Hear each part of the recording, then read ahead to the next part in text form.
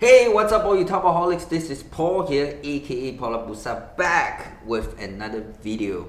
Guys, I've been wondering, with the smart TV being very common these days, you have your Explorer inside, you have the YouTube inside, and even if you have a media box attached to your TV, navigating and typing is much of a hassle. You have to click, and then you select the alphabet and click again. It's so much of a hassle, and this is why I went on to Taobao and gotten myself a mini keyboard where I can use for my TV and media setup boxes, and I'm hoping this works well. So I'm gonna unbox this now. It cost me about $10, and I'm gonna give you my review at the end of the video. So let's go.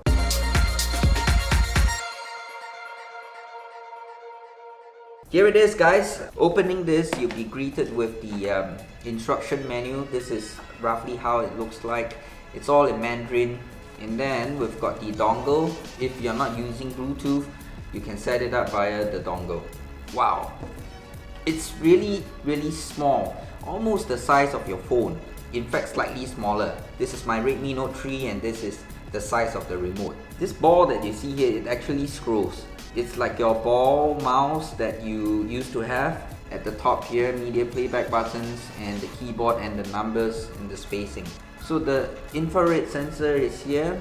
Here's the micro USB port, and then we've got an on-off button. This is the last item, USB to micro USB cable. Interesting choice of port. It's been a long while since I've seen people using mini USBs. Never come across this for a really long time. That's it. That's all that came with the box. I'm gonna hook this up to the TV and see how it works. So setting up the Bluetooth keyboard is straightforward and simple via the Bluetooth on your device. I've got it set up here to my Panasonic 4K TV, which comes with smart apps for you to use.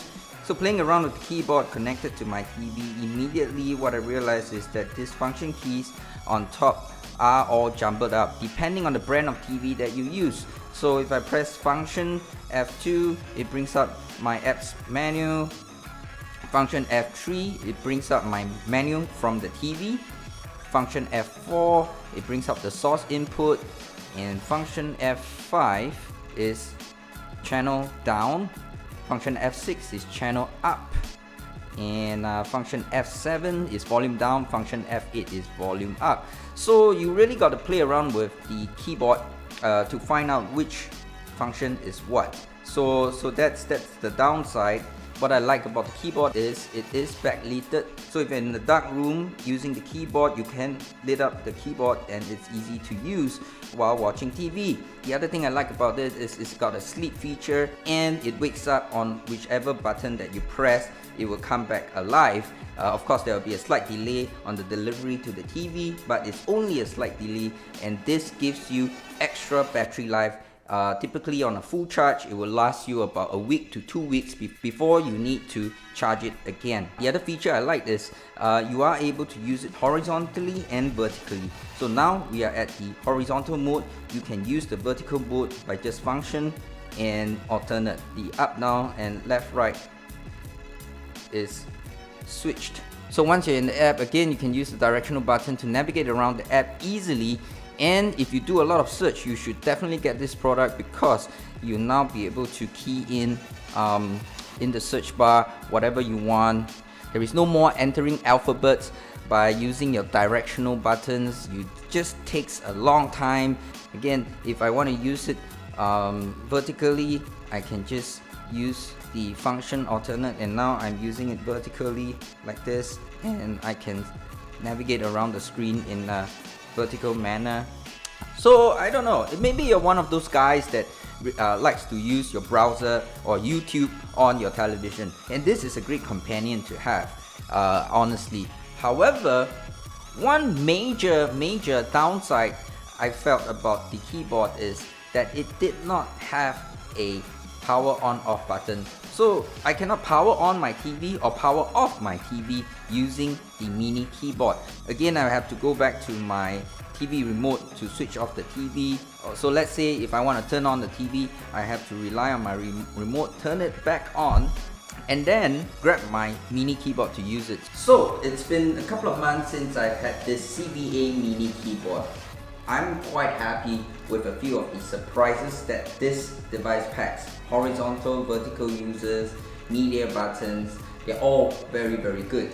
However, I find myself not using this not too often, really because of the power button.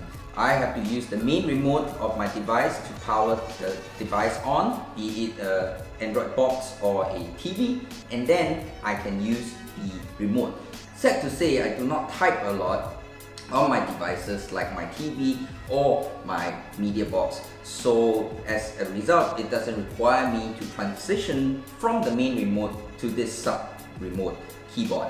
So I do not use it very often. However, if you do type a lot on your devices, your TV, your media box, whichever you like to chat, even your PlayStation or your tablets, this would be a very handy device to have.